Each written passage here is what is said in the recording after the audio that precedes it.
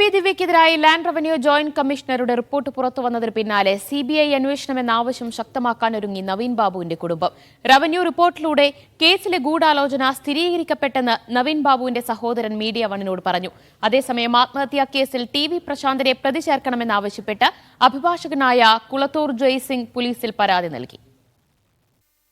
ADM Naveen ബാബുവിന്റെ യാത്രയപ്പ് ചടങ്ങിൽ പി ദിവ്യ എത്തിയതും പ്രസംഗം വീഡിയോ പകർത്തിയതും ആസൂത്രിതമാണെന്ന് ലാൻഡ് റവന്യൂ ജോയിന്റ് കമ്മീഷണർ റിപ്പോർട്ടിലൂടെ കഴിഞ്ഞ ദിവസം വ്യക്തമായിരുന്നു.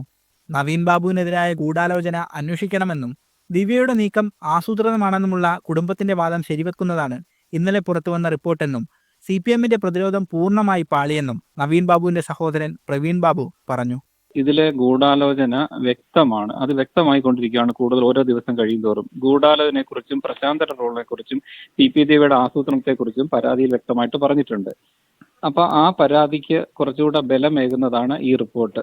കേസിലെ ഗൂഢാലോചനയെപ്പറ്റി പോലീസ് ഇതുവരെ അന്വേഷിച്ചിട്ടില്ലെന്നും കണ്ണൂർ കളക്ടർക്ക് രാഷ്ട്രീയ സംരക്ഷണം ലഭിക്കുന്നുണ്ടെന്നും നവീൻ ബാബുവിന്റെ ബന്ധു അഡ്വക്കേറ്റ് അനിൽ പി നായർ പറഞ്ഞു. ഗൂഢാലോചന എന്ന ഭാഗത്തെപ്പറ്റി ഒരു കാരണവശാലും ഒരു സാഹചര്യത്തിലും അന്വേഷിക്കരുത് എന്ന നിർബന്ധ ബുദ്ധിയോടുകൂടിയാണ് ഇപ്പോഴത്തെ അന്വേഷണം നടക്കുന്നത്. ആരൊക്കെ വരച്ച ഒരു സുഗ്രീവരേഖയ്ക്കുള്ളിൽ ഈ അന്വേഷണം നിൽക്കണം എന്ന താല്പര്യമുണ്ട്. അത്തരത്തിൽ ഒരുള്ളതുകൊണ്ടാണ് വേറെ അന്വേഷണ ഏജൻസി വേണമെന്ന് ശ്രീ നവീൻ ബാബുവിനെ സ്നേഹിക്കുന്ന ബന്ധുക്കളും അവരുടെ പൊതുസമൂഹവും ഒക്കെ ആഗ്രഹിക്കുന്നു, ആവശ്യപ്പെടുന്നത്.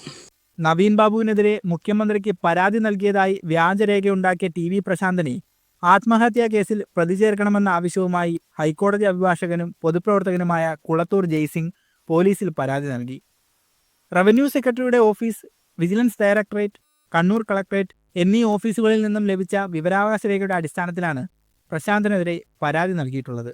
മീഡിയ 1 പത്തനംതിട്ട.